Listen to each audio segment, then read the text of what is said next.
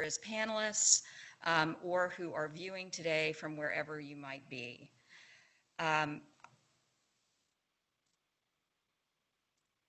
No one on this campus wants to see a public health disaster unfold.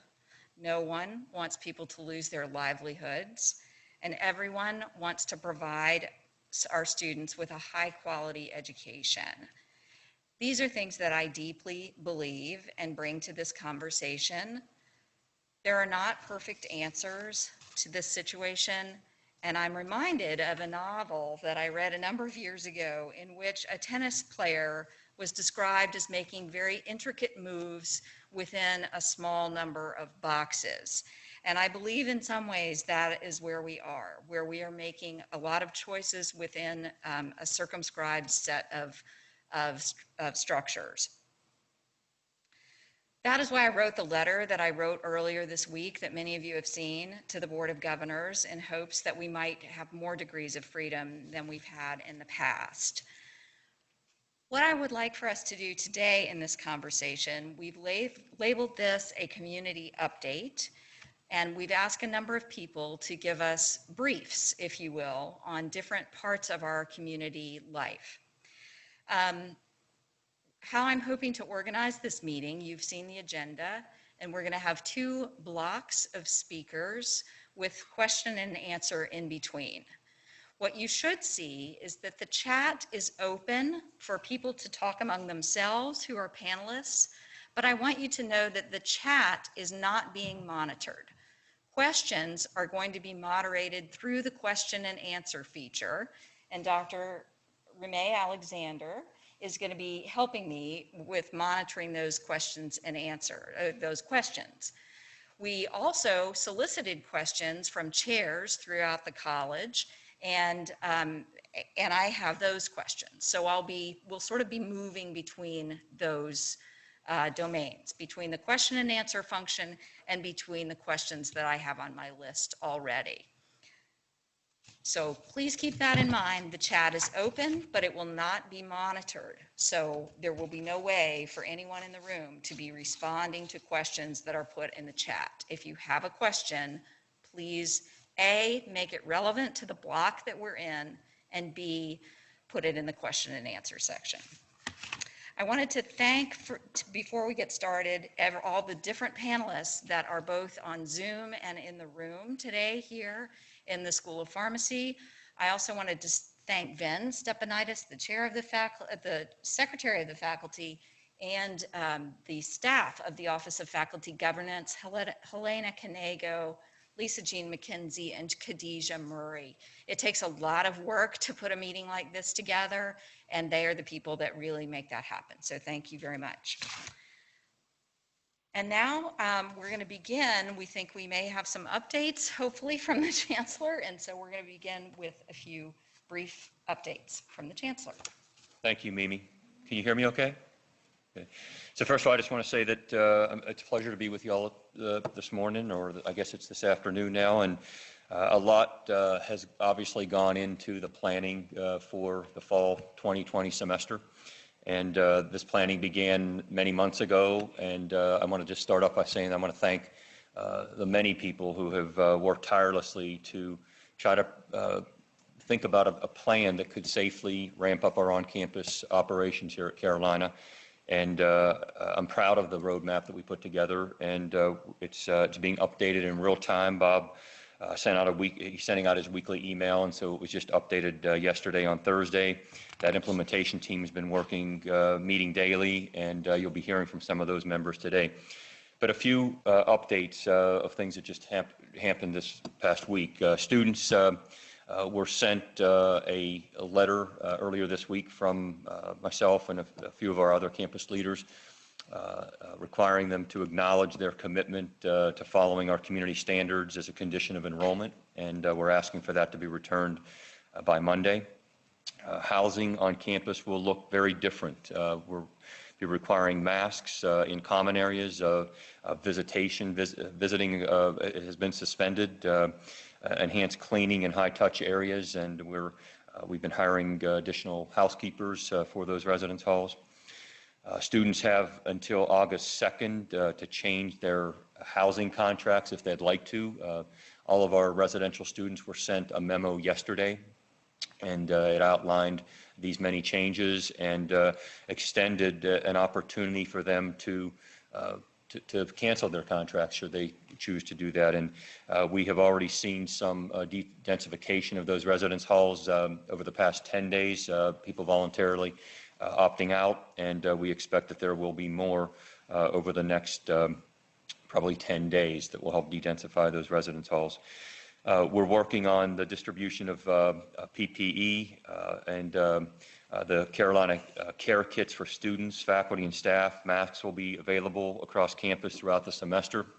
And I also want to just emphasize that I did, as I look over at Shana, had a really good meeting with Shana and Darius Dixon earlier this week, because I was touched by the message of some of the housekeepers, the communication that they felt they didn't have what they needed, and I wanted to better understand that and tried to put myself in their shoes to say that I'd be concerned too if what they were hearing and understanding was in fact true. And so we had a very, I think, good meeting the other day, and I think there's been some miscommunication around that. Our housekeepers, our employees will be provided with whatever they need. It's not one mask per week, it's not 2 masks per week, it's whatever they need. And I'll be meeting in person with the housekeepers on August the 3rd at one of their shift changes, and to hear directly from them. I want their voice is important. So I just wanted to emphasize that. New signage is going up soon. Well, we've already started just reminding our campus community members of what those standards are, and you'll be seeing that going up. And I want to, you'll be hearing more about a dashboard, a COVID dashboard that's being created. We've heard loud and clear that people want more information, and those dashboards will have a number of different areas, but it'll provide student campus health data. Ken Pittman may talk a little bit more about this. EHS data, Kathy Brennan will have data updated at least weekly there. Carolina housing information, procurement services, facilities operations, so that we're being very transparent about the information that I think our campus community members want. And we're still working on the off-ramps. I shared with campus leaders, including Mimi, about 10 days ago, what those areas were that we're looking at with the off-ramps, local public health and healthcare systems being compromised in any way or overburdened, campus testing and contact tracing, adherence to community standards, and a number of other things, but I talked about this in my campus message about 10 days ago.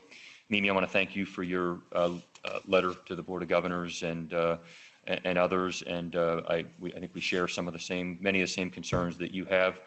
But again, a lot has changed over these past 8 to 10 weeks since that roadmap was launched, and the situation in our state is not what we had hoped for at this time. The situation across the country is not what we had hoped for at this time.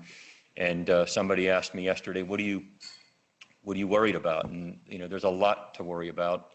And I responded by saying I'm worrying about what are the other things I should be worrying about that I need to hear about. And so that's what I hope today is about. And I want to thank you for the invitation to be here. And I just want to continue to emphasize that we're trying to provide as much choice for our faculty, staff, and students. And we've heard loud and clear that they want that choice. And I think we've been providing that. So I'll stop there and perhaps pass it to Bob. Bob, did you want to give an update? We weren't going to do that right now, although I'm sure there will be questions that are specific to you. No, that's okay. I can forego an update. I would just reinforce, everything that Kevin has said, and we have had many meetings, particularly with our faculty and our students, particularly our students of color and faculty of color, and they have had opportunities to interact with us and weigh in on the roadmap and make improvements and suggestions with regards to the roadmap, and we will continue to work with them throughout this entire process. We wanted to start, one thing I was hoping to do today was to make sure that we were bringing in information that perhaps we hadn't talked about before. in more specific ways. And so where we want to start is with students. And so we've asked Steve Farmer if he'll give us an update about enrollment, and then we'll go to Audrey Pettifor from the School of Public Health, who has been doing some surveying around student attitudes and their willingness to engage in public health measures. So maybe Steve, could we turn it over to you? Professor Chapman, thank you, and thanks to everybody for giving me the chance to be with you today. I'll just talk briefly about a couple of things. The first really is what the university is trying to do to address the substantial needs of students at all levels. I know this is a concern to students and a concern to faculty and staff as well. I'm sure it is. We posted earlier this week some information about how the university is distributing funds from the CARES Act. The university received about $8.5 million from the federal government for students from the CARES Act. And Rachel Feldman and the team in the Office of Scholarships and Student Aid is working to distribute every penny of the $8.5 million in CARES Act funding for students directly to students. And students will see that funding in their accounts shortly.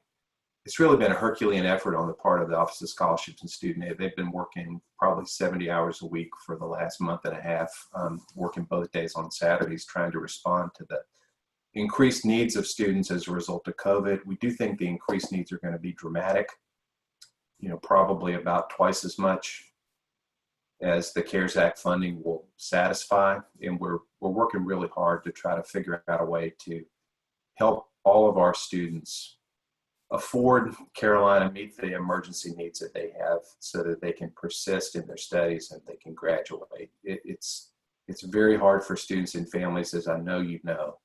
And we're really doing the best we can. We've gotten great advice from students about needing to be more transparent about the distribution of CARES Act funds. We're grateful for that counsel. It's well placed, it's right, and we're responding. But the needs are enormous, and it's going to take a while for us to really figure out how best to meet them. But we are trying with Rachel's leadership.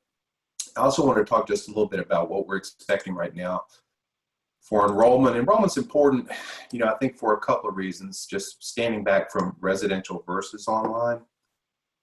Where undergraduate students are concerned, and I know you all appreciate this, many young people have worked their whole lives to get here. They worked really hard to earn their places at Carolina. They were happy when they got good news from us. They were excited about joining us. And we've been concerned from the beginning about the impact of the pandemic on their ability to join us and really persist. And our worry's been that for some students especially, an interruption in school between high school and college would be harder to recover from than for others. We do sometimes see students taking time off between high school and college. Sometimes it's a really thoughtful choice that students make, and it's really good for them. But we've been concerned that for other students, for vulnerable students, the interruption between high school and college might mean a long interruption in learning and might mean the loss of higher ed for some students. So we've been trying to figure out some ways from the beginning to keep students engaged and to give them different choices about how to engage with us this fall. We surveyed all of our admitted undergraduate students, as we do every year, back in May, and I've shared the results of the survey with the Faculty Executive Committee previously. We asked students what they do under different scenarios for the fall. The scenarios that at the time the university was using to plan its possible response to the pandemic in the fall. We asked if what they could do if we offered online living and learning with no social distancing, what they do if we offered a hybrid and flexible approach where they take a mix of on and off campus classes, what they do if we required that they live on campus with a sort of modified instructional approach where large classes were taught online and small classes were taught face-to-face. And then we asked them what they do if we only offered online instruction and we required that students live away from campus. We always get great response on the survey of new undergraduate students. I think the response rate this time was in the 60% range, which is pretty good generally for a survey. New first-year students preferred a combination of online and residential instruction. If we offered them the chance to live either on campus or at home and to take classes online or in person, 96% said that they'd enroll. 87% of them said they'd enroll on campus, and 9% of them said they'd enroll at home.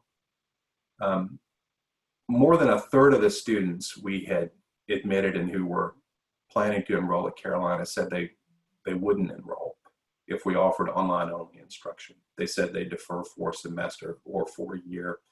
The responses were remarkably similar across all demographic groups. It was about a third, 36% of students pretty consistently said they wouldn't enroll. We followed up this summer with another survey of intentions, or just asking students what they planned. This is a different survey. It was for all students, new and continuing, really at all levels, undergrad, grad, and some professional, not medicine and law or business, but the other professional schools. We sent that survey out in late June, and students have been responding ever since. In fact, they can change their responses until the 31st. Through this morning, about 96% of all new undergrad students had responded to that survey. About 3/4 of all undergrads, only about half of grad students had responded. And we asked two questions: which of the following best describes where you plan to live this fall, and which of the following best describes your preference for taking courses this fall? And on the preference for taking courses, 79% of the undergraduate students said they chose a combination of in-person and online instruction as their preferred way of engaging with the university this fall.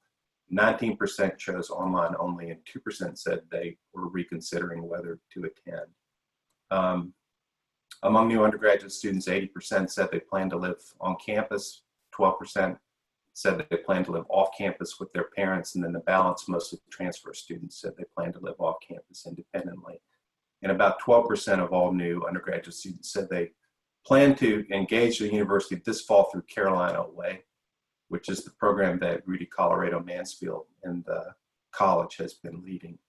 Right now, this is my last update. Housing occupancy on campus in the residence halls is right around 85%, but we just sent out a communication a couple of days ago to students who have housing contracts, and we explained to them the conditions under which they'd be living, and also the community standards once again to them. And we told them that they had until August 3rd to withdraw from their housing contract with no penalty at all. So we expect some more students to withdraw from housing and to live remotely, either at home or someplace else this fall.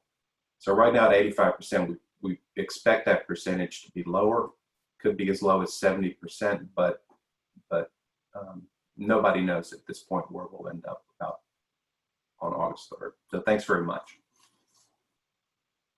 Thank you, Steve. And we'll have some time. I'm sure people will have some questions for you. So we'll come back to you, I'm sure. Dr. Pettiford, are you ready to tell us a little bit about all you've been doing? Sure. Thank you for having me here. And hopefully I can highlight some findings from a survey that we did. It went out to all students, undergraduate and graduate and professional students between June 8th and June 23rd. And there were over 7,000 responses on that survey. And what we were really trying to look at were sort of knowledge, attitudes, and behaviors, practices related to COVID-19. So we have a lot of responses, but what I'm going to highlight here are some of the sort of what they said they would do regarding certain behaviors. And I'll put this in the context. This was before I would say the roadmap was fully fleshed out potentially, and also before I think the clarity about mask use on campus and what the consequences would be. So these are some of the top lines that I just wanted to highlight. I will say, I think something that some of us in public health have been working with the communications group about these findings, because certainly students are worried about COVID. And I'll just start by saying, when we asked them what their current top 3 concerns were today, the health of their family and friends is their #1 concern. That was followed by their own health. And then the number 3 thing that students said they were worried about was the overall impact of the virus on the economy. So these are things that, that students are really worrying about right now. We asked them about mask use in the classroom, and 87% of students said they would wear a mask to class. We then sort of put a variant, would you wear a mask on campus? And that was 82% of students said they would wear a mask on campus. I suppose one of the things, and certainly we saw similar things with social distance, physical distancing that we asked about. And we also asked about like their current behaviors in the last month.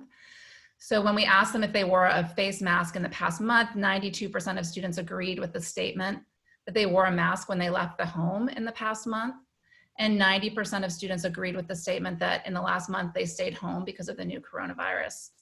And 86% of students said that they kept a distance of 6 feet from other people in the last month due to COVID. So I think those are kind of reassuring that the majority of our students are complying with sort of the recommended prevention guidelines and are willing and want to wear masks and comply with physical distancing. Again, 79% of students said they're moderately or extremely worried about someone they care about becoming seriously ill with COVID. And 35% of students say in the past month they've learned someone they know has personally been affected by COVID. I think overall, you know, things looked really good in the survey. They want to avoid crowded areas. 70% say they would avoid getting together with people who aren't part of their household. And 87% disagree that it's currently okay to go to gatherings with people they don't know well. 75% of students disagreed it's okay to attend gatherings with more than 10 people. So I think we're generally seeing, you know, encouraging signs from our students in this survey. I think the only thing that potentially, you know, that I know we're all worried about is kind of what happens when they're not on campus. And 21% said they would go to parties or other large campus gatherings. So I think one of the questions is sort of, how do we address those contexts for our students? You know, obviously they want to have a social life and, you know, things that they consider part of the college experience. So how do we, acknowledging that there's, you know, a proportion of students who say they wanted and want to do that, how can that be done more safely? And I'll stop there for now. Those are kind of the highlights that I thought might be most relevant for people to hear about. I just ask a follow-up question, and that is with the 7,000, so you said it was 7,000 students that responded to the survey. Can you tell us a breakdown of how many were undergraduates versus graduate students? Yeah, let me get that for you. The majority were undergraduate. Here it is. So 69% were undergrad, 26% were graduate, 5% were sort of professional school. Is this a sample? I'm sorry to ask. No, yeah, it was a convenient sample. It went out to all students who had So enrolled. whoever wanted to answer it could answer it. Okay, thank you. Yes.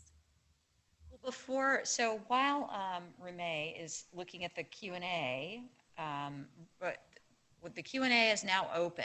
So if participants want to ask a question about these particular of the folks that have spoken thus far or about these issues more generally, please send your questions in, and Renee is going to be taking a look at those. In the meantime, I wondered if we might ask, we have Reeves Mosley from Student Government on the line, and we also have Ryan Collins and Mayan Adams here from the Graduate and Professional Student Association. So I wonder if we might ask them kind of on the spot just to respond about their sense of where students are right now. Anyone want to start? Absolutely. First of all, thank you, Professor Chapman, for giving us the floor. I appreciate it. And for everyone who's spoken, at least this far, that's very valuable information. And, you know, in the past couple of weeks, there's obviously been a lot of moving parts going on. And there's been a lot of, you know, student concerns just with coming back in person to campus. And especially since you've seen some universities across the country, public institutions, saying that they're either extending their online or complete online courses or transition into the fall semester, like Clemson University and University of Delaware, systems like that. There's been kind of, I guess, a growing amount of concerns. But given that survey, I do appreciate, Audrey, all that information that you just gave. I want to be able to share that with my peers because I think that's very helpful. I think there's at least some sense of cynicism with, you know, at least members of student government with whether or not students will be engaging in social distancing or being willing to wear masks and things like that. I know in regard to wearing masks on campus, I just wanted to bring up this one point that there's been concern with whether students would be actually, or what I guess self-enforcement, what these community standards would look like for students who are willing or not willing to wear masks on campus. You know, I've seen personally that some students said they wouldn't want to wear masks because it's some kind of an inconvenience. And somehow in the past couple of weeks, wearing a mask has become politicized across the country. So that's unfortunate, but it's great to see that, you know, 82% of students will be willing to wear masks on campus, and that 92% of students wore masks when they left home. So that at least is encouraging. I would like to ask, however, what the sense of enforcement would look like and mandating students that are actually required to wear masks, both in like a dining hall or a library, you know, inside the classroom or on campus, and what that looks like, as well as, you know, recreation centers. So I know the SRC or RAMs, they're going to have lower capacities, but what is the enforcement system of wearing masks going to look like, if I may ask? I think, you know, with what you just addressed, I think Let's that's see if we can get an answer to that. Let's take a break and see if we can get an answer. I know we have Desiree Rickenbacker on the line, and we also have Chief Perry. Maybe you all want to jump in for a moment about ideas about enforcement plans for that. We certainly have questions related to that. You know, if students were to sit in a hallway versus go outside for a break from class, what is an instructor supposed to do? So maybe some thoughts about enforcement would be terrific, or and Provost Bluen may also want to respond to that. Would you like to start, Provost Bluen? Yeah. I think enforcement and our abilities to enforce, or at least to hold individuals accountable, might vary depending upon the environment that it happens in. Some places are easier to enforce than others. So the classroom, for example, is probably the most obvious and the most important. And certainly we've made it very clear that everyone in a classroom environment must wear a mask. And if they don't, and if it's a student who doesn't wear a mask, then they would be informed that they would or could be de-enrolled in that class, or de-enrolled in our curriculum, or lose the privilege of staying in residence on the campus. And it's just a matter of making sure that that happens on the spot when the violation takes place. Other areas might be more difficult. So in the open area, in the quad area, you know, where social distancing is going to be the critical element there, that 6-foot distance, it might be harder to keep people, you know, in compliance with that. But if they are wearing a mask, that minimizes the risk to everyone because they are outdoors. And so there probably will be less need for rigorous enforcement outside versus inside. The classroom is probably the area that we feel is most important.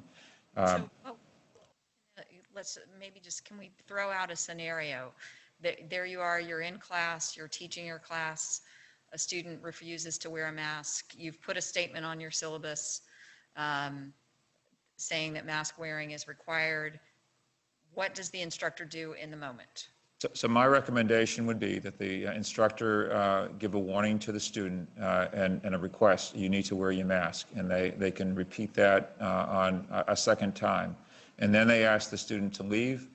And if the student refused to leave, then that would mean that class would need to be suspended for that moment, and then action would be taken with regards to that student with regards to de-enrollment. We do not want to put the faculty in the role of having to, you know, do anything significantly onerous other than to identifying the individual and enabling the dean's office to then follow up with that individual for disciplinary action.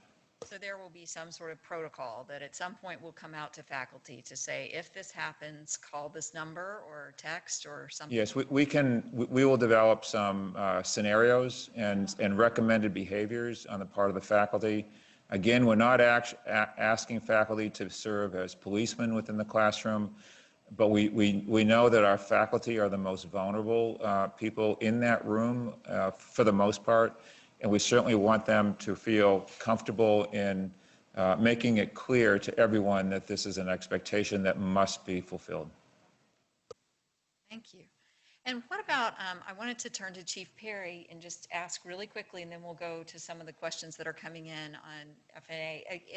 It's Friday night, and you're driving by, and a party is in full swing on Rosemary Street. What do we do?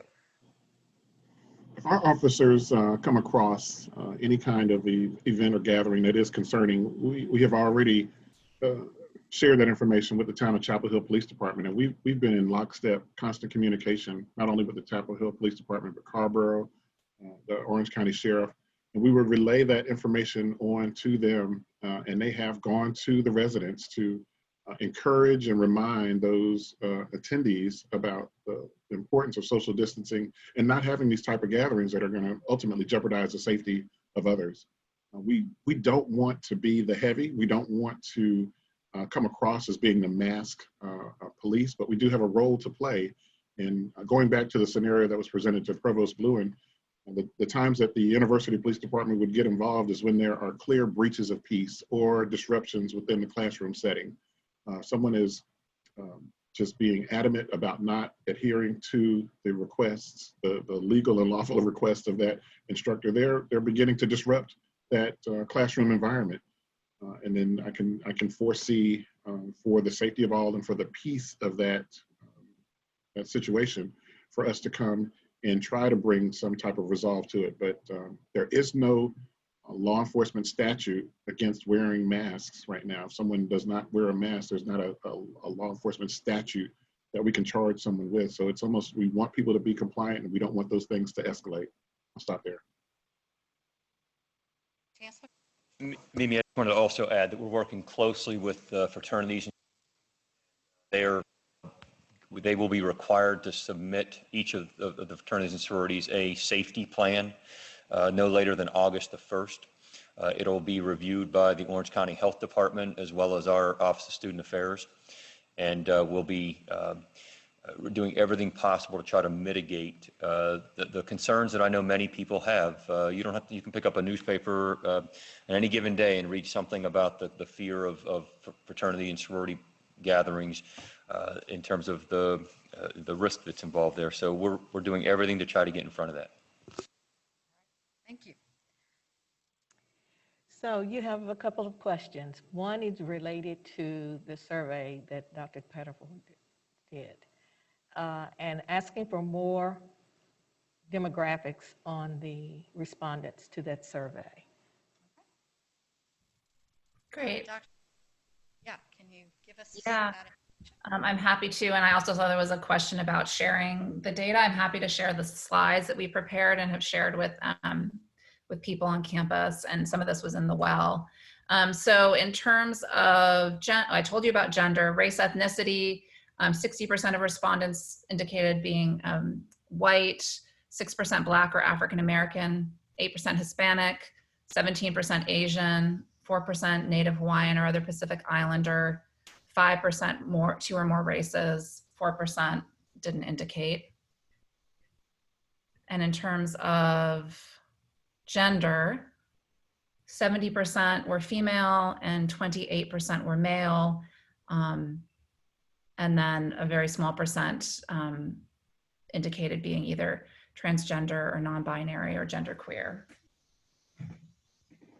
And that's sort of what we have right now. If there are other things people were interested in, we could certainly run that for you, and happy to again share the data, share the slides with the data findings. So there's another question for her, and that is specifically, did you ask about mask use in the dorms?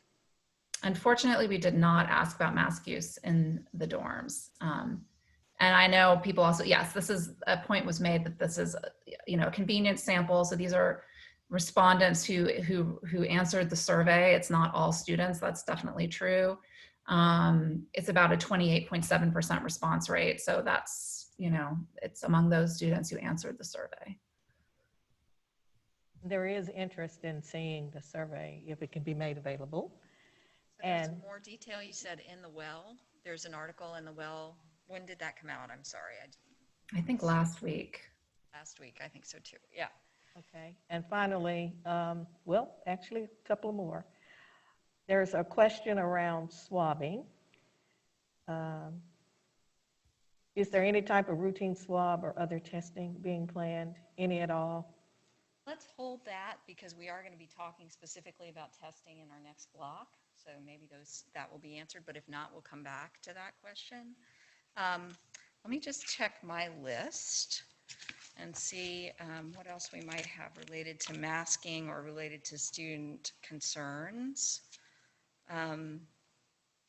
Here's one. Are there in-person regulations around student activities outside of the classroom but still sanctioned by the university?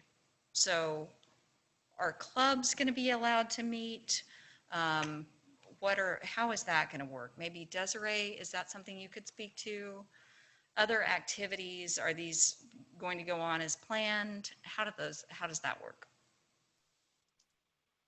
Sure, happy to add a few comments into that question. We're still encouraging our clubs and organizations to be able to. Could you speak a little louder? I'm sorry, we're having trouble hearing you. Sure. We're still going to be encouraging our clubs and organizations to be able to find ways to be able to get together. But we're also doing that in a way that encourages them to, and actually requires of them to be able to do so in line with our guidance that's in the community standards and then the guidelines that our students are having to agree to. So much of the student activity, I would imagine, is still going to be potentially held in online and Zoom ways in the same way that they have been meeting over the summer. And I think that there are going to be opportunities in, again, small groups, socially and physically distant experiences, as well as those opportunities that do require students to be able to still wear masks, to be able to get together on campus and still be able to create a sense of community and provide opportunities to engage with one another. Thank you. Yep. There is still a 25 individual max on gatherings, and that will continue outside of a normal classroom schedule, and all gatherings, classroom or otherwise, will require, as Desiree pointed out, mask wearing and physical distancing. So you have to comply to the community standards even if you have a meeting. All right. Thank you. there are some questions that came in related to infection. And so I wondered if Dr. Wall would chime in on these for a moment. Or anyone else who knows the answers to these questions. So have there been models done that would estimate how many people will be infected with COVID here in Chapel Hill and in Orange County on the basis of bringing students back to campus? And Erica, perhaps you could speak to this too. We have Dr. Pettigrew here in the audience too, but maybe Dr. Wall, is that something you can speak to? I don't know of any models, and I'm sure Erica and Audrey have thought a lot about this too. I think it's very hard to predict, especially depending upon where students are coming from and what the prevalence is of the infection in their home towns and counties. So I think it'd be a little complicated, and I'd be a little circumspect about modeling something as variable as this. But Erica, do you have any better sense of that? So that's right. I haven't seen any models either. It's extremely complicated to model that out because there's so many assumptions that would have to go into it. We're definitely leaning on our experiences thus far to try and have some prediction of what might happen, but there's no modeling that I'm aware of.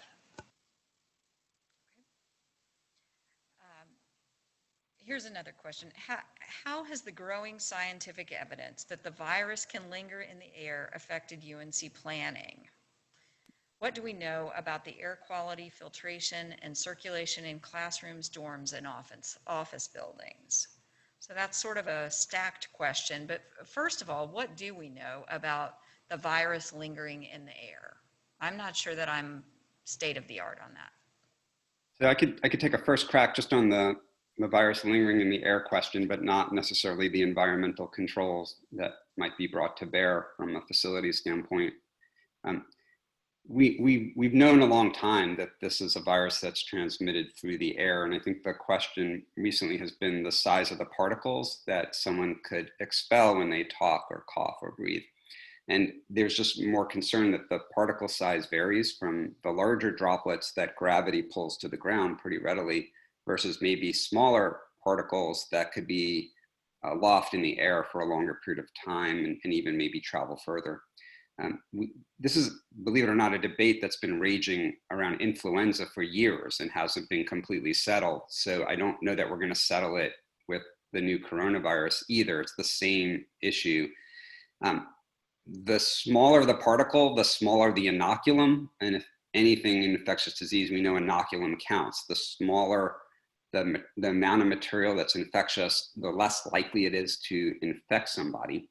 But again, a lot of, I think, the questions were being asked about what ifs, and such as this, what if it lingers in the air longer, really does point to masks, which is not completely the answer for places where people take off their masks, like in dining halls or residence. I get that. But again, this is where masks come in handy, because no matter the particle size, whether small or big, the mask will help impede that. So I personally don't really, I'm not too concerned about very small little particles that might linger in the air. In a scientific study, I think practically the majority of what people are able to spread are in the droplet form, and that's what I'm more worried about because it's more laden with the virus.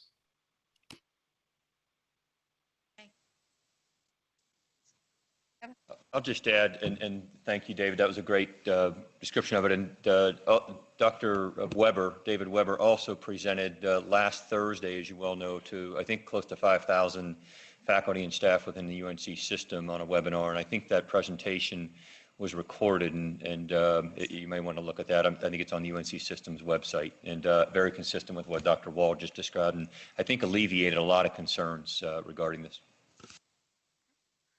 And we're going to come back because we do have Anna Wu here who will talk to us some about ventilation and about buildings in Block 2. Anything else? There is one further question, and it is related to someone sharing the plan to manage asymptomatic carriers of the virus. I'm sorry, say that again? They want to know, what is the plan to manage asymptomatic carriers of the virus? Okay, that's a hard one, I would think. We don't, Erica, yeah? I can just say from a county perspective and a public health perspective, that is exactly where mask wearing is crucial. Because people, some percentage of people won't have symptoms. We're still trying to sort out what percentage that is, but that's why it's so important to protect the health of your loved ones by wearing the mask. I was really encouraged to hear that the #1 concern of students on that survey was the health of their friends and family. So wearing a mask is the #1 thing. Thank you. Anything else? Nope, no other questions right now from that. I wanted to ask, this is switching gears sort of completely, but related with, while we have the Chancellor here, to ask a little bit about these alarming reports that came out a week or so ago about the budget and the planning that you were being asked to do. I think I don't know what the realities are behind that. Can you speak a little bit about that question?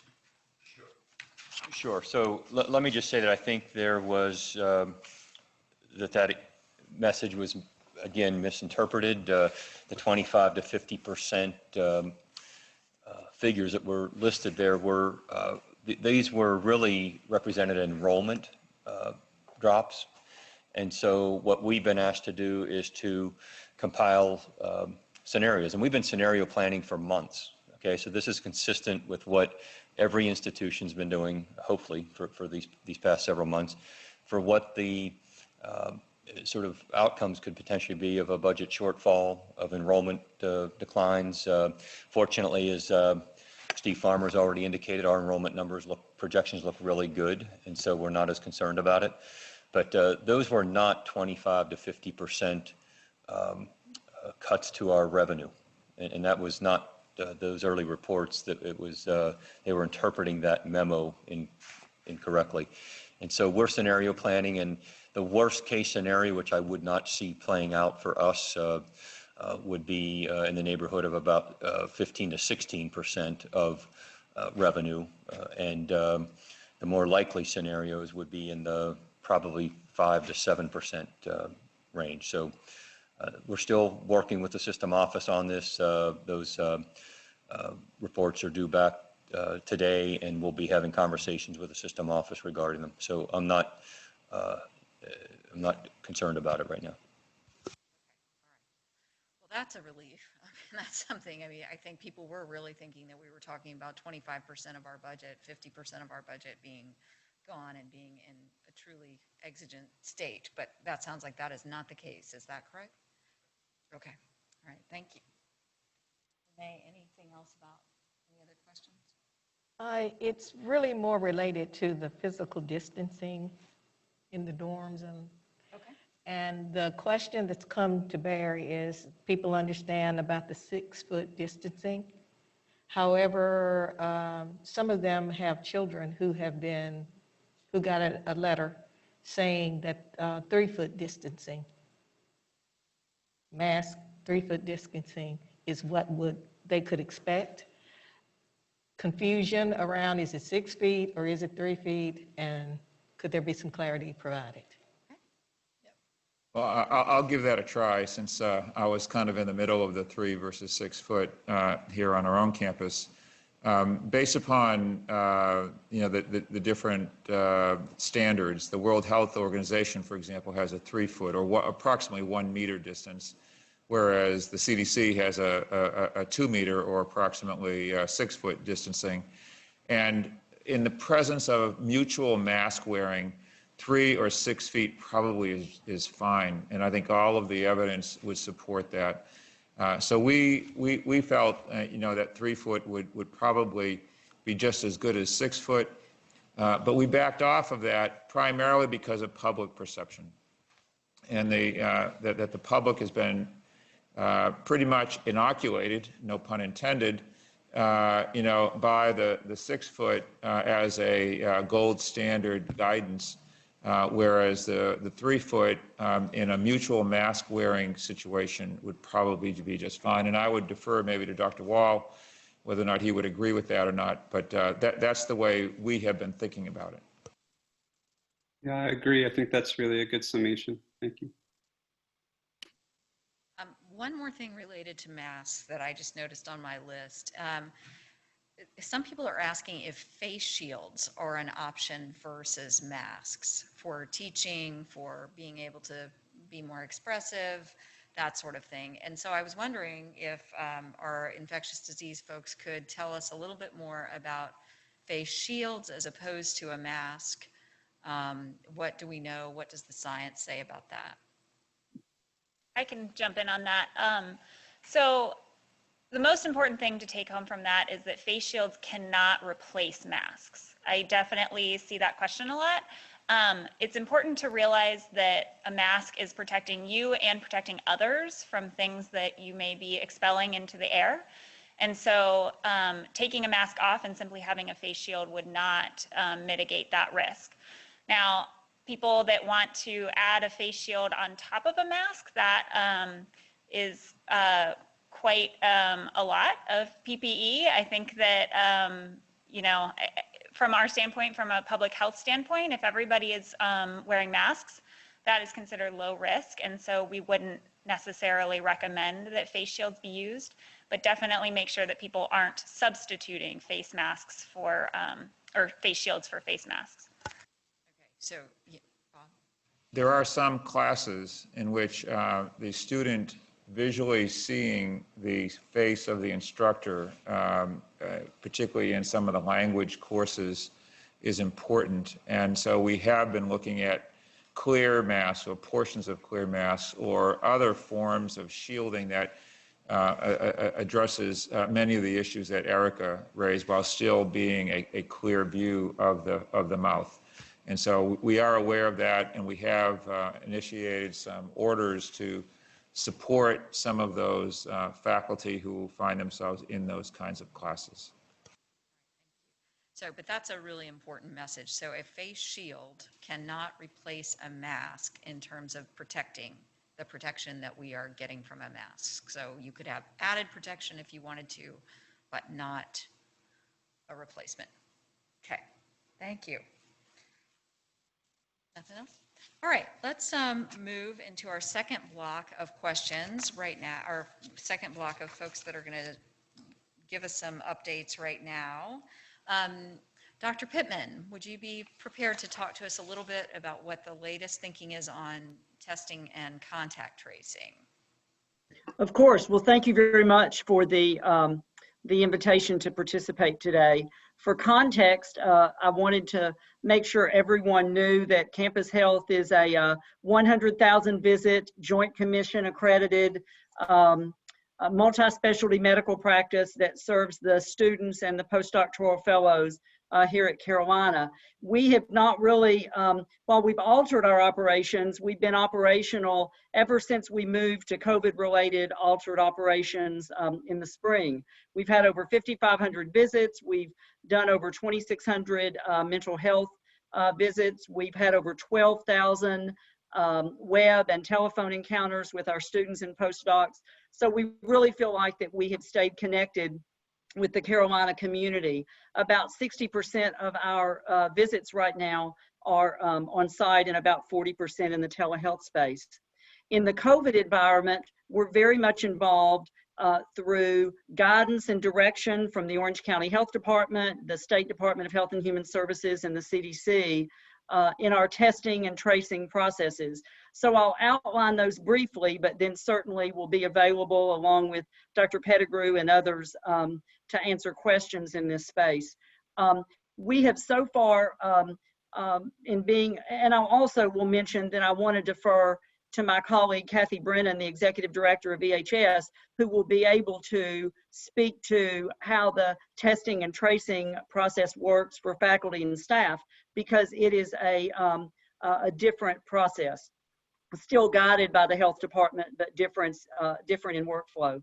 We have thus far completed almost 1,200 tests, COVID tests for students and postdocs.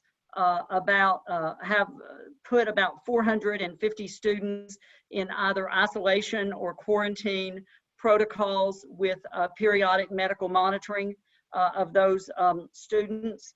We've done over 500 contact tracing encounters as part of our efforts. We have over 30 individuals on our staff who, in addition to their regular jobs, have completed the Johns Hopkins programs for contact tracing. And so they're involved now in being on tracing teams and doing that work for us.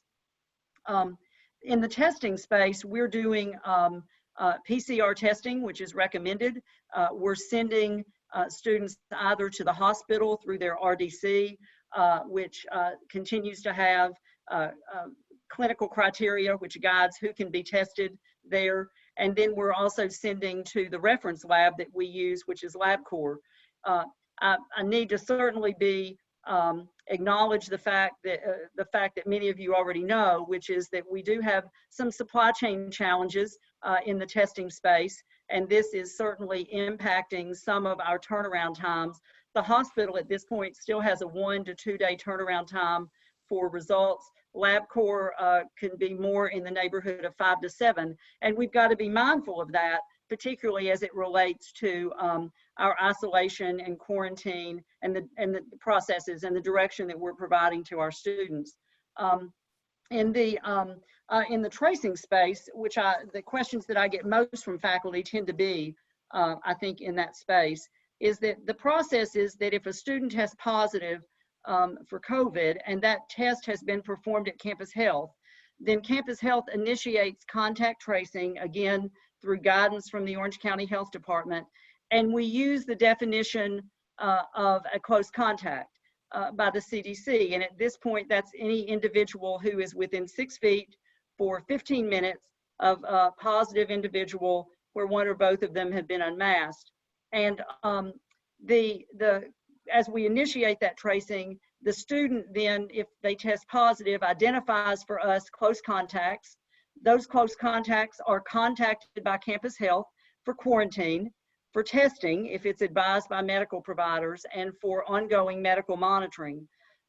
The names of the faculty and staff who are identified as close contacts of a positive student are provided to the University Employee and Occupational Health Center for follow-up. And Kathy can explain that process. There is typically no departmental communication that would be made or communication to a faculty or staff member unless that positive individual had indicated that, that they were part of their close contacts, and then they would be contacted directly. I think the exception to that could be is if we had a classroom situation or an academic, it was a gathering certainly outside of the classroom, but particularly for the context of this discussion, if there was some kind of a cluster that had been identified as part of a classroom or a laboratory activity. And in that instance, we would anticipate that there would be communication. I can answer questions regarding testing and tracing, but that's really kind of the prepared remarks that I had to provide an overview of what we're doing both in the testing and the tracing space. Maybe it makes sense to segue then to Kathy, and you could tell us about the process for faculty and staff. Thank you. Sure. So on the employee side, our University Employee Occupational Health Clinic takes the lead with testing and tracing. So in regards to testing, currently we are only testing people that are symptomatic or have been in close contact with a positive. And we send those employees through the UNC Medical Center Respiratory Diagnostic Clinic, also called the RDC, which is located at the ACC on campus. And as Ken mentioned, those results come back typically 24 to 48 hours later. So just to differentiate from the student side, Campus Health does their own internal testing, and on the employee side, we would send that through the UNC Medical Center. In regards to contact tracing, as Ken mentioned, we work very closely with Campus Health because oftentimes we do find close contacts. If it's a student, they might have had close contact with a faculty member, vice versa. And we are specifically focusing on contact tracing in the workplace. So we do also work very closely with the different local county health departments because, as you know, many of our employees don't just live in Orange County.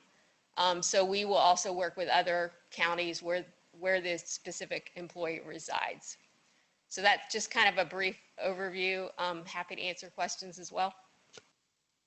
And with that, so that you bring up an interesting point, the different counties, that would also be true for students. I mean, we have graduate students that live in neighboring counties that don't necessarily live right by campus. So does the same thing happen? Is there coordination, Dr. Pittman, with neighboring counties around student? Yes, typically what testing? happens is that a student that would receive a test, if they receive a test at a site or with a provider where they're living or at a place that is outside of Chapel Hill, then that positive test result is going to be reported to their local health department. Their local health department could initiate contact tracing, and Dr. Pettigrew, they also could be informing the Orange County Health Department if they identify that that's a student that is having significant amount of contact on campus. And at that point, there would be an opportunity through communication with the Orange County Health Department for us to be involved in the tracing activities for that particular student. Thank you. Ryan? I could just ask a follow-up question on that, Dr. Pittman. Is there any sort of requirement that a student disclose, or an expectation that students will disclose that? Because if they're being tested outside the county, but then they're coming to campus and participating in campus activities. How does that information get relayed back to their close contacts on campus?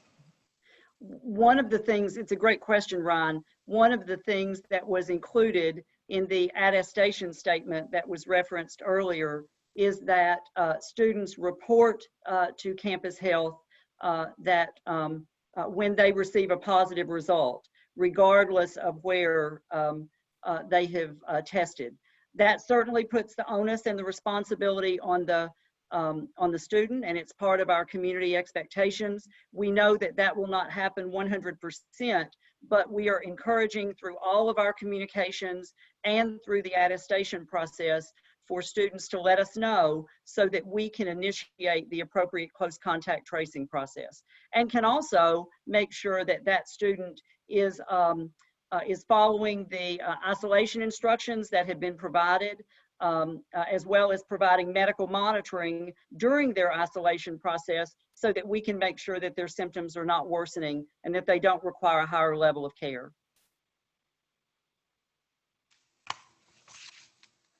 While we're talking about testing, could you speak, or could someone speak to the idea of pooled testing, and why that is not something that is being considered as part of our testing strategy? I'm happy to take the first stab at this, and there may be others who are around who can talk about it. So pool testing is a technique wherein materials from multiple people could be tested with one test. And if they're all negative, then you've only burned one test to test a bunch of different samples in different people. We pretty much pioneered this for HIV testing about 20 years ago, and then it expanded throughout the world. So we know a lot about it. Unfortunately, right now, according to Dr. Miller and the McClendon lab at UNC, it does require some intense work flows, and they just don't have the staffing, and they feel that it would really lead to diminishing returns. So instead, they've really capitalized upon building the capacity they have and expanding it. It's not to say that pool testing couldn't occur later on if there was a need. I think right now, with what they have, they feel that they can meet most of the needs and even expand upon them, and that pool testing might be something to use later on. Okay. All right. Thank you. I wanted to turn to Derek Kemp, the Associate Vice Chancellor for Campus Safety, and to Anna Wu, the Associate Vice Chancellor for Finance and Operations, to talk a little bit about sort of the environment, the ventilation questions, how classrooms have been sorted out, other spaces, dorms, that kind of thing. So I'm not sure how you want to divide that time. So my name is Derek Kemp. I'm the AVC for Campus Safety and Risk Management. So this is a simple division of responsibilities, but through Kathy Brennan and EHS, they're primarily focused on air quality, and then Anna Wu's team is more focused on the mechanical, the technical, the system. Air quality testing side.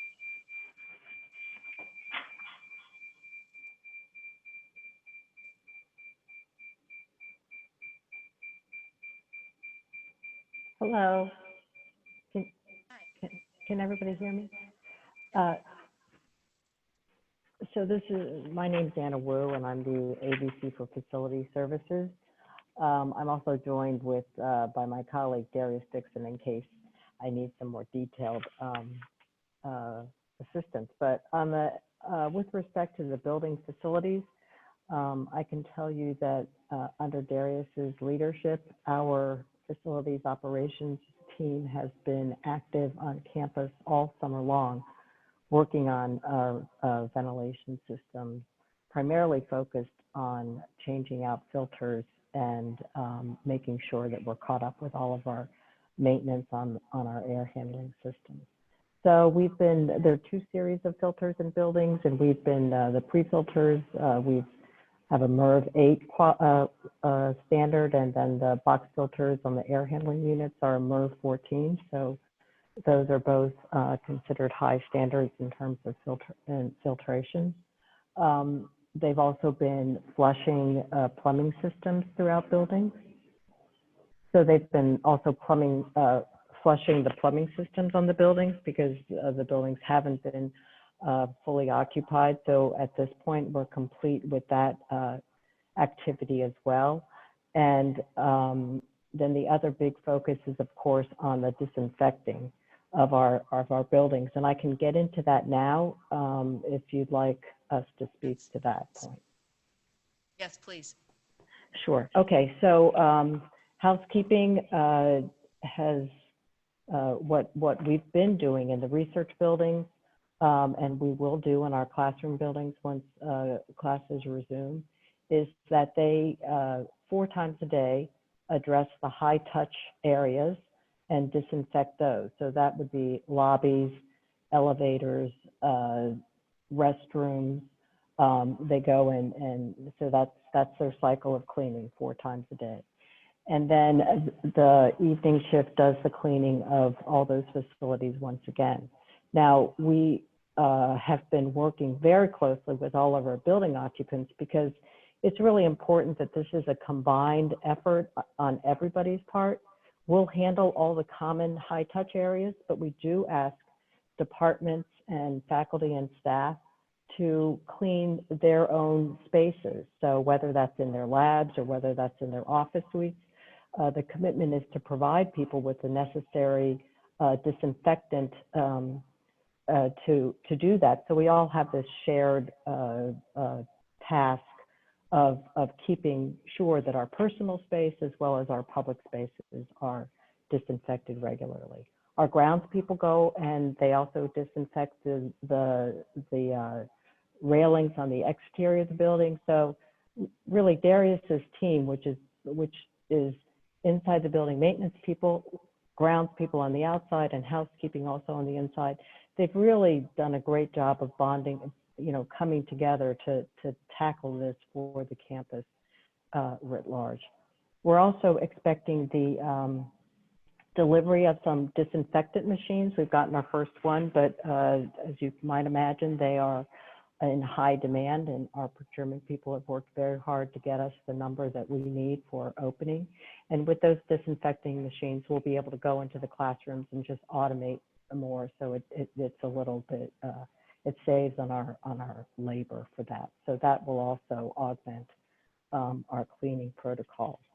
And then if you want me to speak also to the concerns people have heard about housekeeping and our grounds employees with respect to CPE, should I go ahead and do that? Yes, that'd be great. Thank you. Okay, thanks. I just want to assure everybody that really no one cares more about the safety of our employees than us.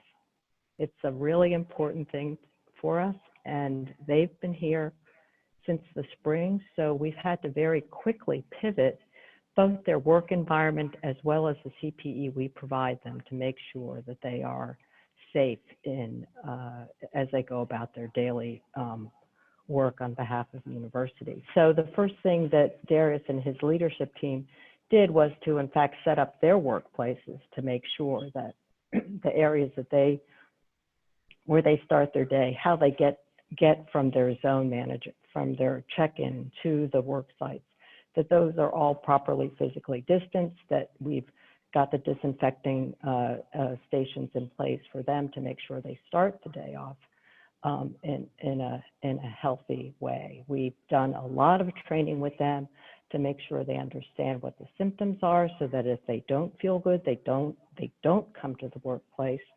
And so there are regular checks and communication with staff to make sure they understand the basic symptoms of COVID and can regulate their behavior accordingly. Now on the CPE side, we started with 1 mask a week, but we have, and that was really based on the availability of the CPE initially. But really in the last couple of weeks, we are making that available to them twice a week.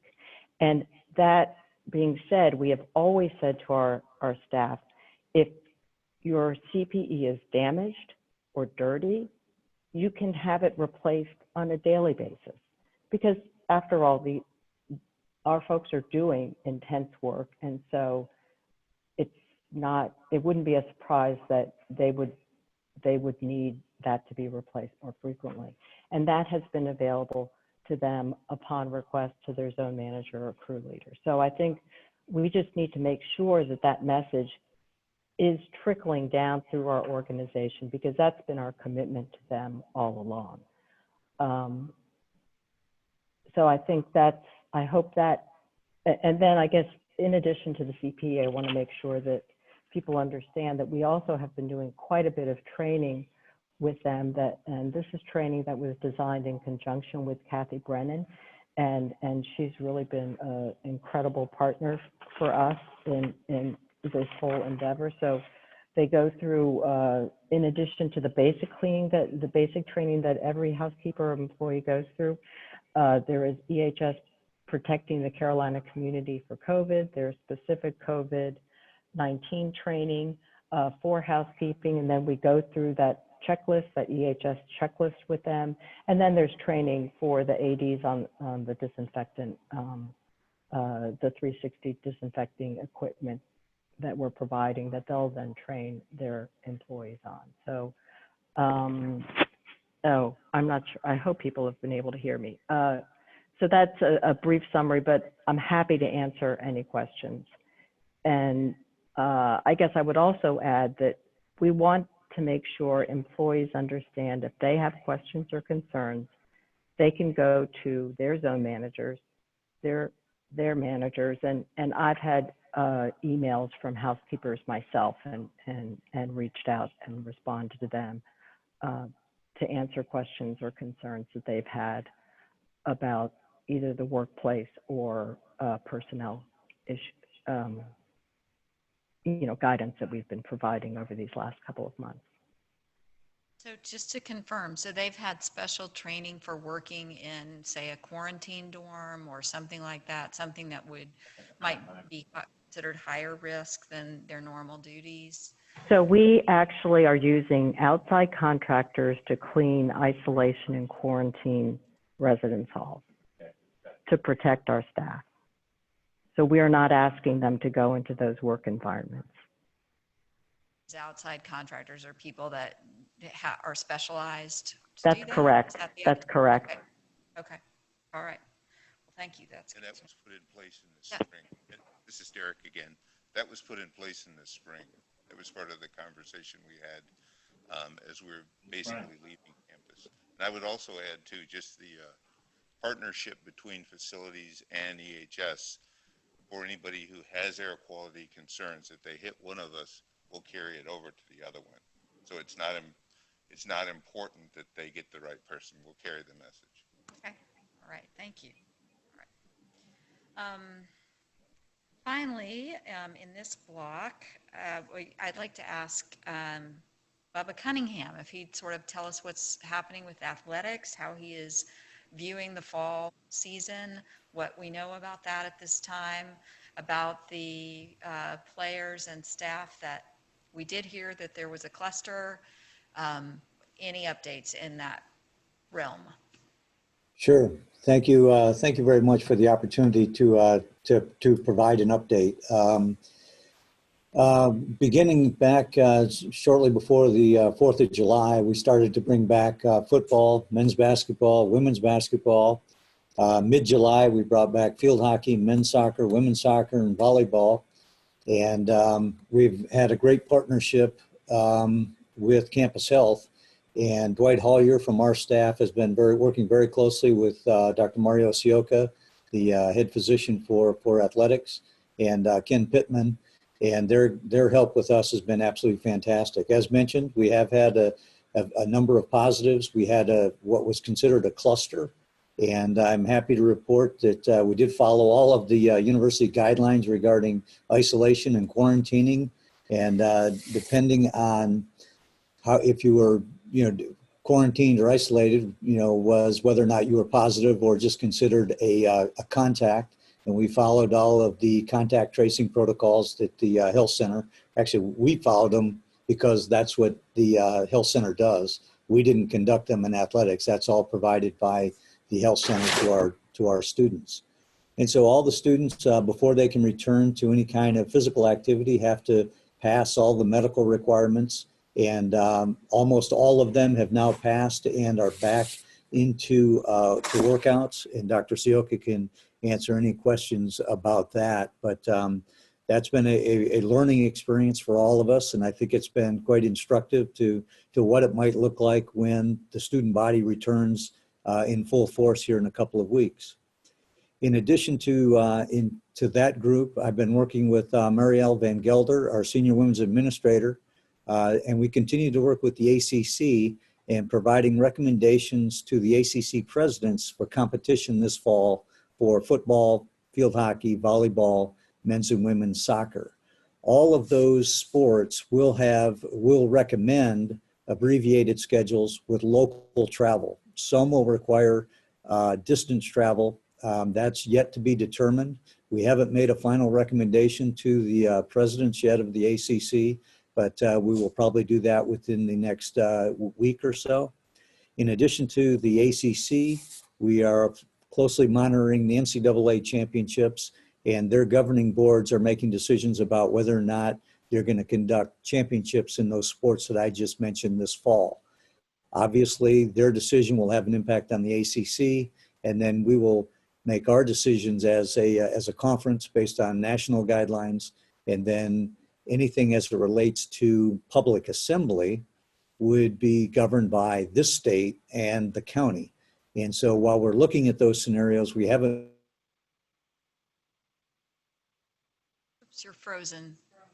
We have done a lot of planning, but we have not made any recommendations to date. The other thing I wanted to just mention is, it has been a challenge trying to bring students back, and we want them to be back on campus safely, and how to create these experiences for college students that Steve Farmer mentioned. And what is the appropriate social gathering? Are there sporting events? What is the recreational activity that is appropriate and healthy? And those are challenges, but fortunately working with the health center, I think it's been a very collaborative environment. The partnership has been terrific, and I appreciate the opportunity to update the group, and I'd be happy to try to answer any questions as well. Thank you. And Dr. Sioka, did you have anything you wanted to add? Thank you. I think Bubba summed it up well, and I'm available for any questions that you may have. So it looks like Renee is giving me a cue that we have lots of questions. We do indeed. Okay. That probably engage just about everybody that's on this. So the first question is really around, again, testing of asymptomatic students. Since it's not recommended by the CDC, if we had not been testing regularly all athletes and athletic staff, we would not have identified the 37 case cluster, with the probable 2 additional members of that cluster in the housekeepers who tested positive. And so the question is, how does this experience reconcile with the recommendation and our campus's decision not to test? I can give some background about the testing with the athletes, and I'll leave it to Dr. Wall and Dr. Pettigrew to answer asymptomatic testing in the general population. We planned on doing, and we did do testing, asymptomatic testing or screening when the athletes arrived to campus, and then we repeated that week to 10 days later. The goal was to try to capture anyone that was bringing in an infection and not to spread that among the team. Given that activities that you do with athletics are hard to follow those rules of distancing of 6 feet. And sometimes they're doing things without masks on. And so we sort of consider that as a high risk scenario. We did not have any athlete tests that were positive in the initial screening, first 2 screening rounds, and then developed illness, and a few of the players. And so the testing that went after that was, we did pick up asymptomatic positives, but we were picking up the asymptomatic positives that were contacts of these known cases. Yeah, and I could just add quickly, and just to clarify, because I just want to make sure I am answering some questions in the Q&A in the chat, and if they're not being seen and then are being read out, maybe I'll stop typing and start paying more attention to the speakers. Maybe that could be clarified, because I'm trying to double team or triple team. I think what Mario said is right. And remember, football players by definition can't socially distance, and the masks that they wear normally don't protect them from COVID-19. So I think it's a very special case of screening in individuals who, by the nature of what they do, can't do the things that we're telling all of us, the rest of us, to do. So I do think it's not really completely applicable to the general campus population. And so I want to make sure that I understand, so that it sounds like the athletes that were picked up as a part of a cluster, that happened because somebody fell ill and had symptoms and was tested, and then their contacts were tested. Is that correct? So it was not picked up on routine screening? Is that what I'm to understand? Dr. Pittman's nodding yes. Is that? That is, yes, Mimi, that's correct. That we went, it was about 3 weeks that we had our initial athletes on campus, and then we started to develop some illness among some of those athletes. Okay. That's, So, sorry to interrupt, but that is true. But I also want to be clear that we've had positive tests in multiple sports, and so basically every scenario of symptomatic, asymptomatic, or contact, those have all resulted in different different results once the students were tested. So it's not, we did have a cluster. We don't have additional clusters, but we are getting the people in the clusters back into practice. And fortunately, as I mentioned, the symptoms have been rather mild. So that has been at least a positive in the positive tests that we've had. And Mimi, this is Ken. The reason I was shaking my head up and down, I guess, is because, like Dr. Wall, I've been typing answers to those things that I thought were in my wheelhouse. And maybe I shouldn't be doing that because they're, and I had answered this particular question. I think the inference of the question is that perhaps we should be doing screening of students when they come back to campus, because that is the only way that we picked up the positives in the athlete space.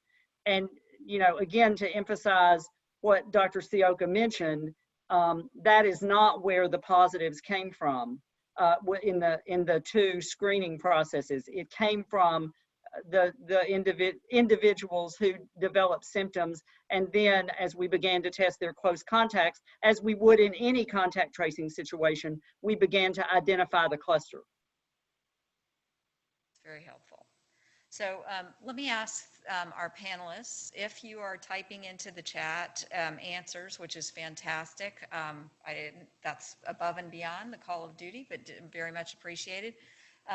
If you'll tell us if we happen to read a question that has already been answered in the chat, then we'll go to the next one. Because we're not monitoring the chat, we're only monitoring the Q&A. right, and we can't tell if you've answered. So, okay. Did anyone answer this question? If a student has been COVID positive in the past or has proof of antibodies, will they still be required to mask in the classroom? I hope so. Yes. Yes, I answered that question in the Q&A box. And so yes, they will still be required to wear masks unless they have a documented and approved accommodation through accessibility resources. Okay.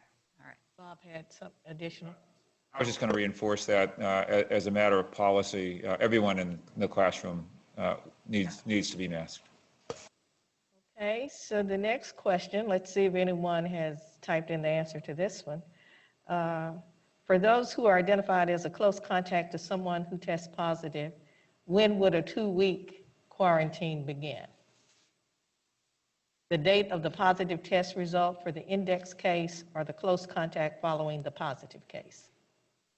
Was that answered by anyone? This is Ken. I did answer that in the Q&A, but I will answer again in terms of the definition of a close contact and leading to quarantine is any individual within 6 feet of an infected person for at least 15 minutes, starting from, and it differs, 2 days before the illness onset, if they have encountered an asymptomatic patient, 2 days prior to the positive specimen collection for the symptomatic one. How confusing is that? I promise that our contact tracers know what that's about, but the quarantine depends upon whether or not the positive individual is symptomatic or asymptomatic, and that essentially is when the time frame begins in terms of their quarantine period. And Ken, what about if the contact was wearing a mask?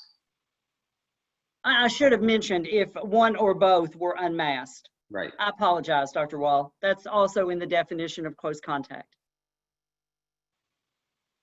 Jump in and ask a question about what provisions there are for faculty members who fall sick and cannot teach. And that might be a question either for you, Provost Woolen, or perhaps for Dean Rhodes. Are there emergency coverage procedures? What are you? I think we have that situation normally.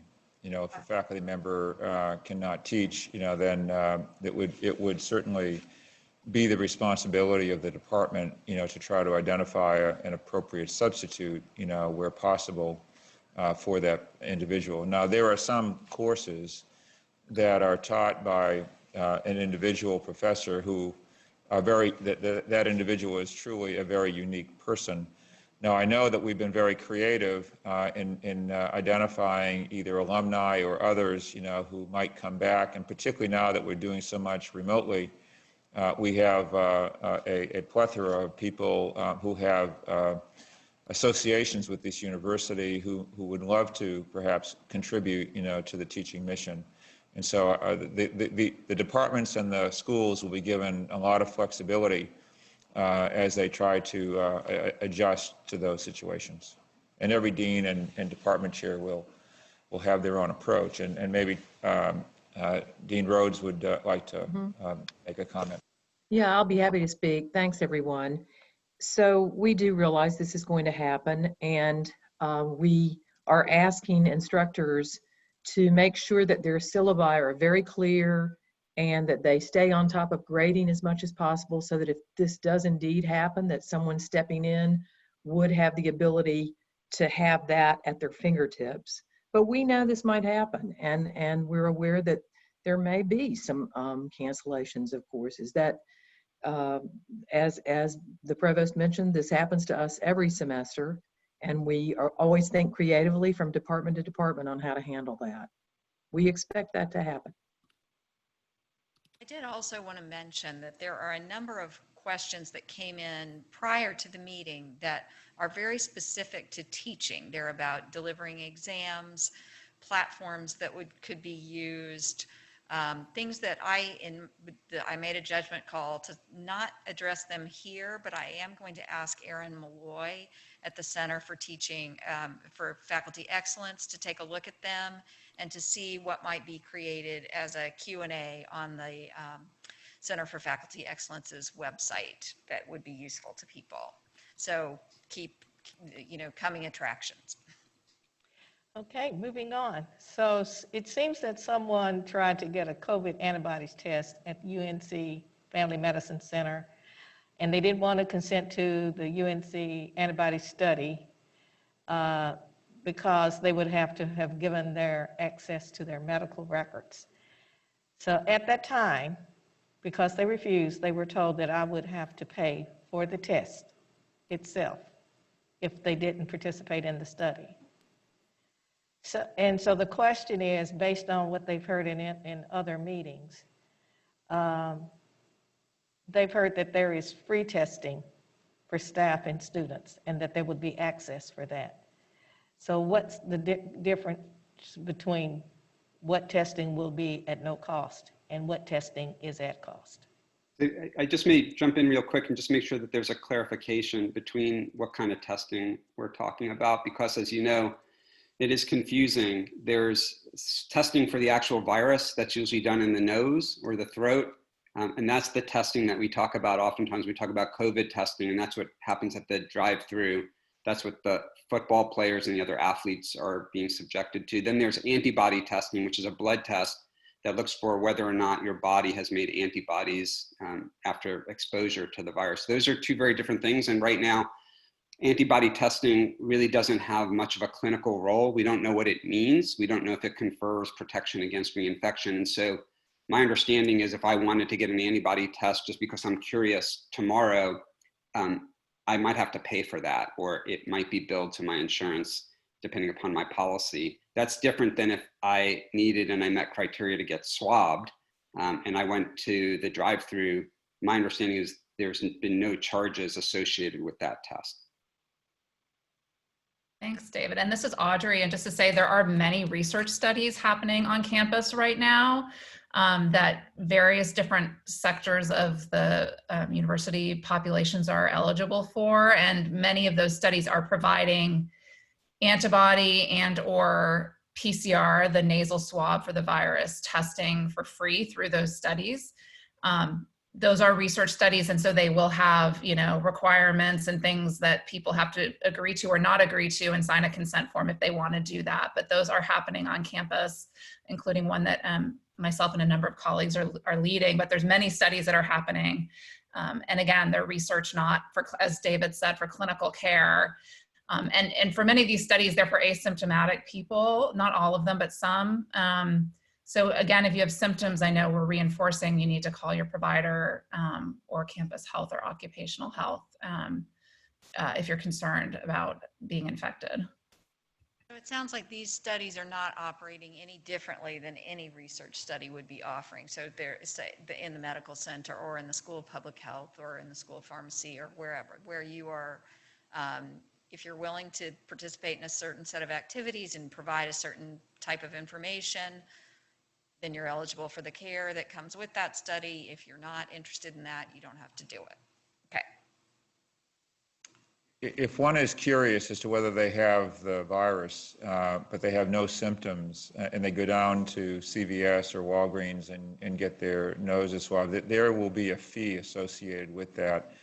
It's those tests that are certified by a physician as being appropriate for medical consideration. Those run through your insurance, and generally speaking, those are free to the individuals. I believe that's the way it is. There were two campus health questions that basically are around whether or not more campus health people were hired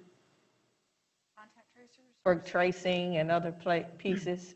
And secondly, would anyone who was positive that was referred to campus health, is everybody being sent to the same person or to different people? To answer the first, and I answered both of those in the Q&A. One is that we have not hired additional staff because at this point, we believe that by virtue of using existing staff for both clinical care and contact tracing functions within the COVID space is going to be sufficient. We could certainly have made a miscalculation there. We actually believe that with the number of students that are going to elect to be remote for the semester, who won't be accessing our services on site, and also individuals who are going to be more reluctant to go to primary care practices like we've seen across the country at this point for routine care, that what we do in campus health is simply going to be transitioned and different, and that we have adequate staff at this point to provide both the testing, the care, and the contact tracing functions. The university leadership is certainly providing us with flexibility to have the resources that we need in order to meet the testing and tracing functions. Individuals that present for testing at Campus Health will be tested by different individuals, different providers, all of whom have been trained in the specimen collection process, and they will be, if positive, then we'll be initiating contact tracing with them through our contact tracing teams. I hope that answered the question. I do want to just turn to a couple of people who are in the room and just to open it up a little bit, see if there are particular questions, concerns that you would like to voice. I was thinking first perhaps of Ryan and Mayan, representing graduate students. We haven't heard a lot about that today. So if there's anything that you all want to bring to the conversation, either by way of information or by way of particular concerns or questions that you have. Sure, and thank you, Dr. Chapman. Appreciate the opportunity to be here and be able to speak with you all. I think just to echo many of the concerns that Reeves had spoken earlier in terms of the undergraduate student population, I think a significant number of our graduate professional students remain very concerned about the prospect of returning in campus, both for their own health, but also for the health and safety of the undergraduate students that they teach and mentor and work with, as well as the faculty and staff. I think it's interesting to speak to the survey that Dr. Pettifor conducted. If you actually look at the breakdown of some of those questions, there's a significant preference for continuing remote instruction among graduate and professional students, higher than it is for undergraduates. It's a plurality of graduate professional students that indicated a preference to continue remote learning. Of course, that's going to, I think, vary a lot for the type of program that we're dealing with. Some of our professional programs and programs that really rely on either in-person instruction or clinicals or things of that nature, it's not quite as easy to make that transition online. And so there is a lot of distinction there, I think, in terms of the needs of graduate and professional students when it comes to how best to continue delivering their education. Certainly another piece of this, I think, has to do with the research aspect for students serving as research assistants and their ability to continue access to lab spaces on campus and to continue that work, especially for those that was damaged in many ways by the sudden shutdown that we experienced in March. And so that actually leads me into a question that maybe we can address here today that I think probably many of our faculty are curious about as well, which is when it comes to the research enterprise, if we do have to take an off-ramp and we're in a situation where we have to send most people back to remote instruction and take people off campus, what does that mean for the research operation? Is it going to be a full shutdown again, or is it going to be scaled back? I'm just wondering if we could speak to that a little bit and address some of those concerns. So, good question, Ryan, and I think we have experience with this because we had to do this in the spring, and we were very successful in keeping the essential research personnel safe on campus, and many of our research support teams, staff worked remotely. We had our most productive year ever in terms of total research dollars and solving some of the biggest challenges of our time around COVID-19. So I think we would look back to how things operated, what we learned from the spring, and try to keep as many people obviously employed as we possibly can, and to keep that research moving forward in much the same way. But we're much better prepared today than we were 5-6 months ago to know what's needed to allow probably more people working safely on campus. I think the quick pivot to trying to move as many people off campus as we did was because there was so much unknown. So that's, I don't know, Bob, if you want to add anything. And I would just like to point out that Vice Chancellor Terry Magnuson laid out a fairly thoughtful proposal to bring research back from 25% capacity to 50% capacity. And he did so under the auspices of a research protocol with the intent of learning and studying the safety and efficacy of that approach. And so we will be receiving information, data, from him, and that will, as the Chancellor mentioned, that will help inform not only how we approach the continuance of the research program, but will also help inform the other decisions that we're making around return to campus.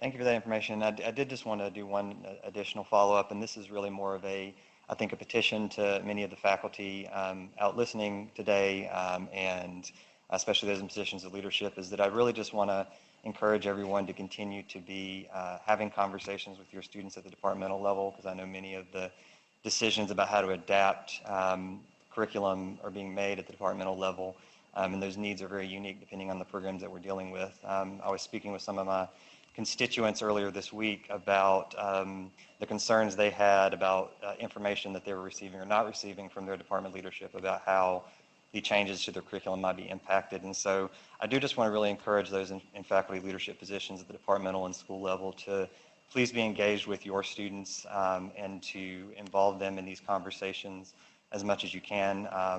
We have an extremely diverse set of programs at the university, and while I'm trying every day to learn as much as I can about those unique needs, the students actually in those programs are the best equipped to know what those are. And so whether it is the elected representatives that serve in the GPSF Senate for your department, or those in your own internal student governance organizations, just please engage them in the conversation and give them a chance to weigh in on the decisions that are being made. Thank you.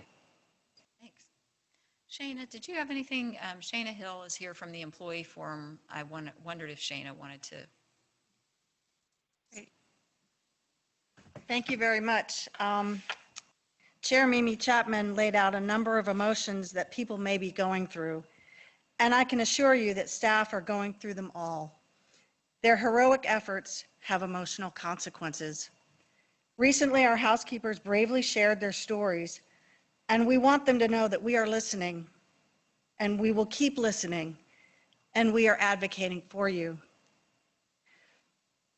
To our campus partners who don't understand their stories, we ask that you please open your hearts to the pain that you may not understand so that we can keep doing the hard work of making all staff feel safe on campus. And to our incredible staff, keep reaching out to the Employee Forum.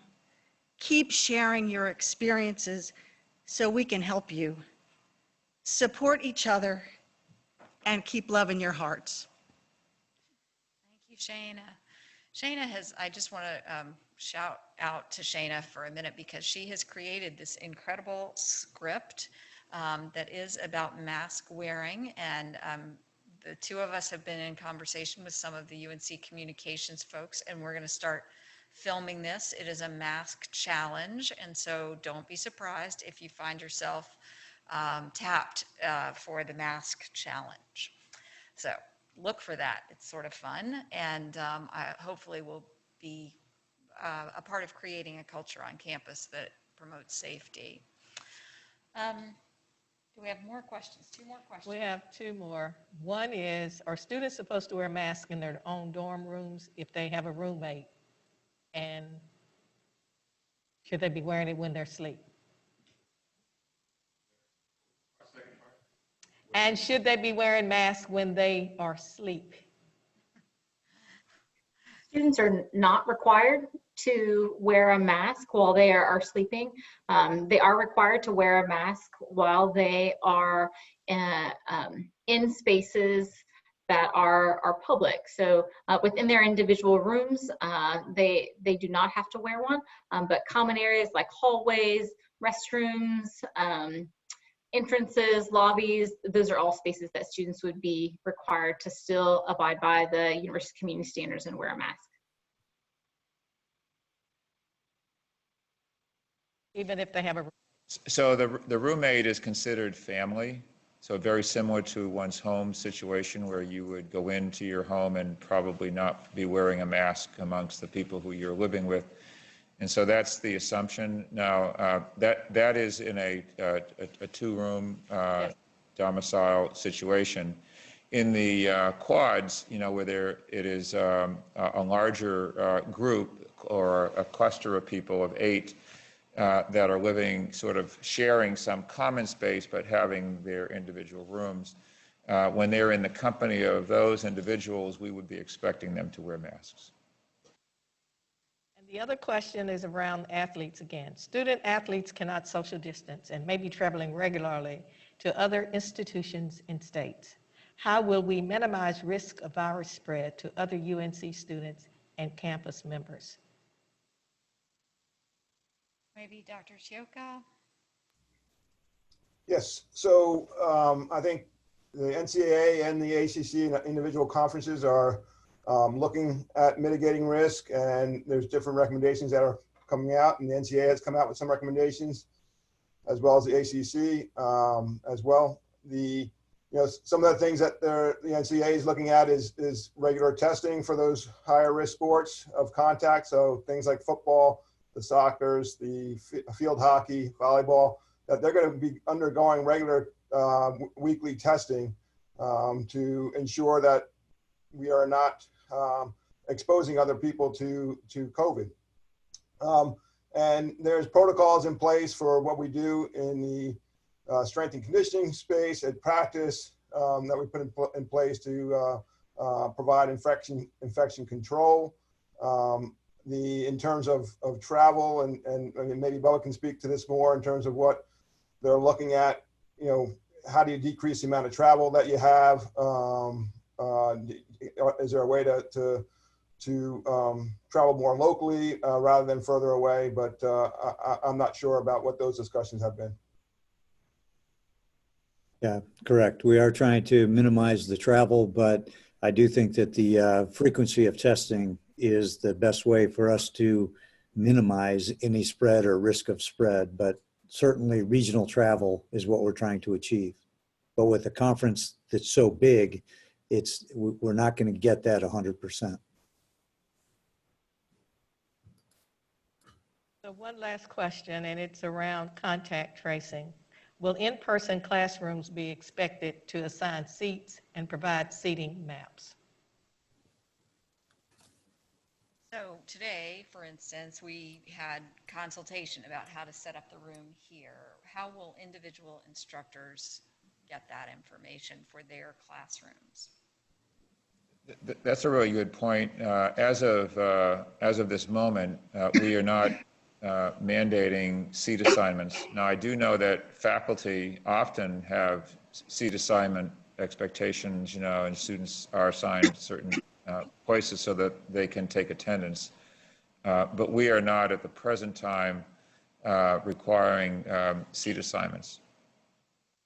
But there are maps to say, in this classroom, a person sits here, a person That's right, sits similar to the way you set up here. In this case, you put my name here, so I know to sit here. But in the classroom, there will be spaces that will be either X'd out or told that you could be seating, that you need to sit there and not somewhere else. So that would be obvious. That's right. I was just going to add, in terms of the way that spaces are set up, Provost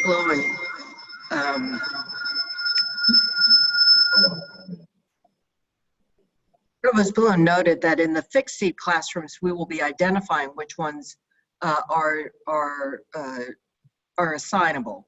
And then in the classrooms with movable furniture, every classroom will have the proper number of seats allowed with the locations noted on the floor, so we can make sure they're always in the right location and correctly physically distanced. I'm sorry for my coughing. All right. Well, we're just about at 2 o'clock, so that concludes our time. At this moment, we don't have a plan for our next kind of group conversation, but almost inevitably, there will probably need to be another one prior to opening of campus. So stay tuned for information on that. We will have, there is a meeting of the FEC on Monday. However, we are going to use that time really just to get to know each other as a committee. We haven't had any downtime since the turnover has happened. We do have new committee members, And so we want to spend some time doing that. So we are not having guests or speakers or anything like that.